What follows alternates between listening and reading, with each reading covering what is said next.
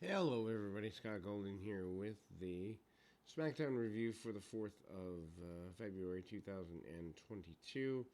I mean, I guess it's WrestleMania season. We should be excited and all that good stuff, but my gosh, wrestling has certainly fallen off in terms of what good content looks like. Anyway, so they recap Bobby Lashley defeating Brock Lesnar for the championship with Roman Reigns and Paul Heyman to help with the Royal Rumble. Recap winning Royal Rumble's men's match. Roman Reigns, Paul Heyman, in the Usos segment. It's fine. Goldberg's return is part of this, challenging Roman Reigns to a title match. Roman Reigns, Paul Heyman, SmackDown Tag Team Champions Usos make their way to the ring. They recap the Seth Rollins match. Michael Cole and Pat McCaffrey discuss Reigns versus Lesnar at WrestleMania 38. Haven't we seen that before? I mean, that's the thing that bothers me about WWE. The product is stale, regardless. Paul Heyman takes the mic, notes that Special Counsel, Tribal Chief, Universal Champion, he says tonight, he's here to acknowledge what really happened. Heyman claimed it wasn't his plan to make Lesnar look like a fool, but he does look like a fool. Heyman notes that in the great city of Chicago, he made a mistake. Back in December, he told Reigns that night that he's protecting Reigns from Lesnar. Lesnar added that he deserved to get punched for his comments. He then said he got Lesnar added to the five-way at day one. Lesnar thought everything was perfect. Lesnar on Raw and Reigns on SmackDown. The only thing that missing was Heyman with Reigns. Instead, Lesnar came to SmackDown and challenged Reigns for the title match. Heyman thought this was the stupidest decision Lesnar could make. However, he assumed he'd be with Lesnar forever doing his ring introduction. Heyman promised that he'd never do an introduction again. At the Royal Rumble, Reigns speared Lesnar, and then Heyman realized he was wrong. He said he has to protect Lesnar from Reigns. He explained Reigns walked over and reached out his hand to him. Heyman said that Bobby Lashley is the WWE champion because of Reigns. Heyman then promised that there would not be title championship for champion match at WrestleMania. Heyman then demanded that Oklahoma acknowledge Reigns. Goldberg music hits. Fans break into a Goldberg chant. Goldberg takes the mic and said he acknowledges Reigns, and then added that as his next victim, Goldberg challenged Reigns for the Universal Championship at the Elimination Chamber. I'm not a fan of this. A guy who's 55 in the main event of any show is just nuts. Anyway, Ricochet with Cesaro defeats Ridge Holland with Sheamus, 148. This is simple enough. They really did very little with it. Ricochet has the early advantage. Holland nails him with a knee and then an uppercut. Ricochet fights back. Holland drops him on the ring apron. Cesaro and Sheamus start arguing at ringside. Ricochet takes advantage and catches Holland with a small package for the win. Ridge Holland and Sheamus defeat Cesaro and Ricochet, 247. Match takes place during the break. They didn't get a lot either. Back from the break, match is already in progress. Heels win in control, beating down Cesaro. Ricochet gets a hot tag, hits a springboard clothesline on Holland. Ricochet misses a plancha. Holland takes him out. Finish comes when Cesaro gives Sheamus superplex, but Holland makes a blind tag. He then hits a power slam on Cesaro for the win. Jimmy Uso with Jey Uso versus Eric with Ivar, 119. Why have people even get dressed for matches like this? Anyway, match does nothing for the Viking Raiders, nothing for tag team wrestling at all. Eric has an early advantage and nails Jimmy with a knee to the face. Jimmy interfered and avoids Ivar at ringside. Eric then goes for full Nelson slam, but Jimmy escaped and hits a super kick. Follows up with a splash off the top rope for a win. Speaking of the continuation of uselessly short matches, Aaliyah defeats Natalya via countout 223. Weak finish here. They recap the angle between the two. Aaliyah rolls up Natalya for near fall, goes for the bell, and Natalya then briefly takes over. Aaliyah hits a Rana and follows up with a Thez Fresh. She then gives Natalya a Bulldog for a 2 count. Natalya then fights back, nails Aaliyah with a discus clothesline. regaining control, beats Aaliyah around ringside, and then throws her into the barricade. Finish comes when Aaliyah throws Natalya into the barricade and beats the 10 count for the win. In the back, Drew Gulak approaches Shotzi. Drew then walks past them both with Angel on his way to the ring.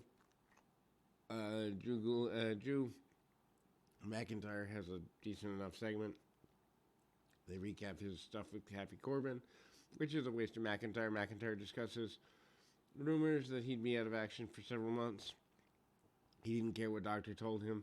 He returned for the Rumble. He added that he's feeling good. McIntyre pointed out that the Rumble came down to him and Lesnar. McIntyre noted that they were one apiece now. He'd get back the win later.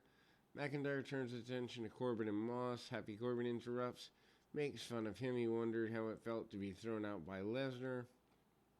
Moss then tries to sneak attack McIntyre, but McIntyre catches him. He demanded Moss tell him a joke. Eventually, Moss told him a bad joke about WrestleMania being scot-free. McIntyre pretended to laugh, but then hit the Claymore kick.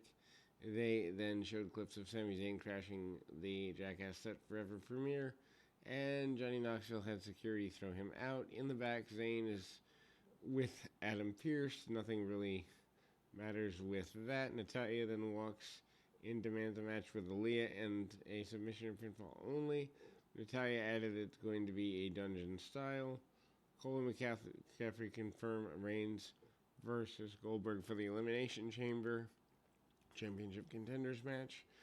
Shinsuke Nakamura with Boogs defeats Jinder Mahal with Shanky 315. This wasn't good at all. Before the match, Boogs tries playing Nakamura's music and hits the guitar, but didn't work for some reason. Zayn joined Cole and McCaffrey on commentary. Nakamura has a early advantage, tries to go for the Kinshasa, but Mahal counters. Mahal then takes over, rocks Nakamura with a knee for the near fall. Mahal then slows the pace down with a chin lock. Nakamura fights back with a kick to the head, follows up with a Kinshasa for the win. They recapped Naomi eliminating Sonya Deville. Naomi approaches Deville and Pierce in the office. She then demands that Deville meet her in the ring in 5 minutes. Instead, it's announced that she'll challenge for the Women's Championship with Charlotte Flair for the title next week. Naomi is skeptical, but Pierce assures her the match would happen. They announced Drew McIntyre versus Madcap Moss for the Elimination Chamber. So we continue to waste matches and segments. Anyway, this is probably the worst SmackDown in a while. Anyway, so New Day defeats Los Lotharios, 9:43. New Day and Los Lotharios probably have the best match of the night. New Day had crashed their photo shoot earlier in the day. Big E holds Humberto and Kingston, nails him with a penalty kick. Kingston climbs the top rope, but Angel causes distraction. Humberto then takes advantage. Heels take over on Angel and knock Big E off the apron. Kingston then fights back and goes for it, but Angel reaches for the tag. Back from the break, Los Lotharios are in control. Humberto hits a back suplex on Kingston and slows the pace of the match down. Humberto attempts a moonsault, but Kingston gets feet up. Big E then hits a hot tag and then runs wild, catches Angel with a series of belly-to-belly suplexes, follows up with a big splash. Big E then goes for the big ending, but Angel slips out and hits a backstabber.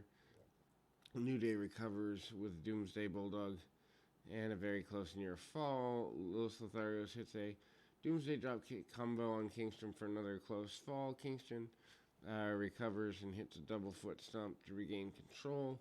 New Day fights back and hits a Midnight Hour for the win. And then we go to Ronda Rousey making her WrestleMania decision. Not a bad closing segment, although why a promo to close the show? Charlotte Flair makes her way out for Rousey's announcement. Sonya Deville and Flair are standing in the ring. Deville noted that she spoke with Becky Lynch earlier. Lynch claims that she's taking on Rousey at WrestleMania and expects the contract to be at Raw. Deville decided that Flair could pick her opponent for WrestleMania instead. Flair said she's not surprised Rousey take on Lynch. Flair then challenged Sasha Banks to a match at Mania. Rousey's music hits. Rousey is becoming that becoming a mother changed her. She said she didn't travel with her baby in an ice storm to have a chat. She wanted to teach her daughter family business of kicking tail. Fans break into a loud chant for Rousey. Rousey then gets in Flair's face, tells her she's not special, then promised to see Flair at WrestleMania. Flair holds up the title and said that's her baby, and her baby's prettier than Rousey's. Rousey didn't like the comment. Takes off her jacket. DeVille cuts in the middle between the two of them. Rousey then throws DeVille out of the way, avoids Flair, but DeVille jumps on her back. Flair takes the chance to jump in the ring. Rousey then throws DeVille down and gets her in an armbar to end SmackDown. And Rousey and Flair is official for WrestleMania. Man, I remember when WrestleMania season was special. This is anything but special. We'll be back with more right after this.